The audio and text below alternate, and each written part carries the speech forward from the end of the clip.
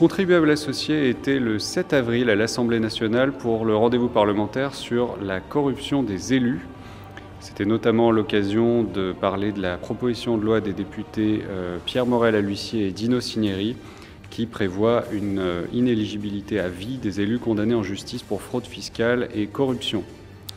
Sur le thème de la corruption, justement, nous avons pu écouter le journaliste d'investigation Ivan Stefanovic, spécialiste de ces questions, et le magistrat Charles Prats, davantage sur les questions de fraude, notamment de fraude aux allocations sociales.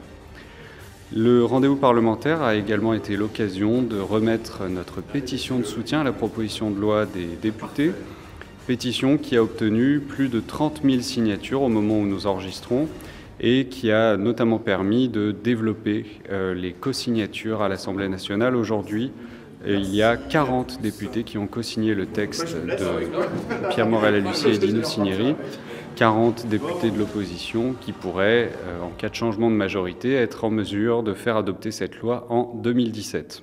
Je ne sais pas si le prochain candidat prendra ma proposition de loi, mais quoi qu'il en soit, je serai là moi, pour la défendre et la redéposer. Donc, je n'ai pas pour habitude de déposer une proposition de loi en fonction de ma situation majorité ou opposition.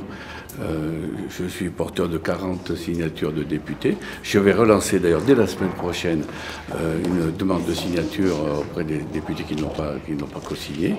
Et ensuite, je ferai du forcing pour que cette proposition de loi puisse y voir le jour.